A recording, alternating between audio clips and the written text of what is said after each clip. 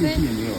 From here, you need this blade nearly touch with the spool. 也没有间隙。